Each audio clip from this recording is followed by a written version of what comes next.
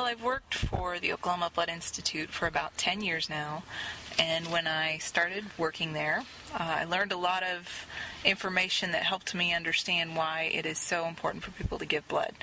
Only about 5% of the 60% that are eligible actually give. So really only about 3 out of every 100 people donate. And so you start to understand that it's very important that those who can do. On a personal side, I've had family members that have used blood products. So I had an aunt that used hundreds of blood products, lots of platelets, because she was bleeding internally. They couldn't figure out how to stop the bleeding, and platelets are the thing that helps your blood clot. So they were giving her many, many units of platelets to try to help stop her bleeding. And so that's one of the things I donate. I have a high platelet count.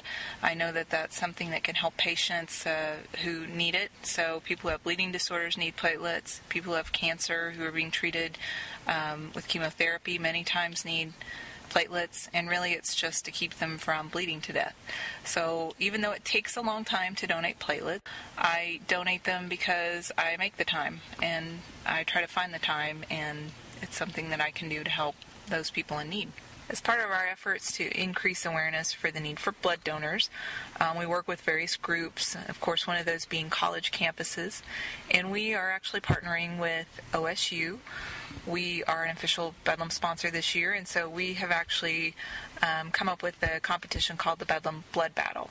So this is kind of a unique service-oriented competition where OSU and the other school will be having their blood drives the very same week, and part of this is about really getting the campus to unite. So all the campus organizations, student groups, faculty, staff, we want everyone to come together for this one great cause. And really this, helps support their communities, patients, hospitals.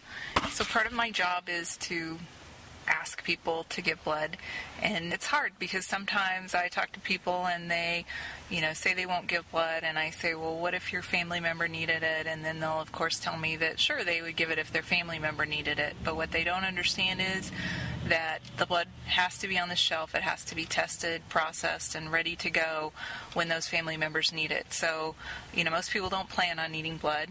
It's an accident that happens, or it's a surgery maybe that they didn't know they were going to have. It can be a burn victim, it can be a trauma patient. So most of the time people don't plan on needing blood, and they have to count on strangers that were nice enough to give those blood products. So I always encourage people, don't wait until it's too late, that you should give now, and especially when you're healthy. You may not be able to give blood tomorrow or the next day, but if you can today and you have that opportunity, then you should.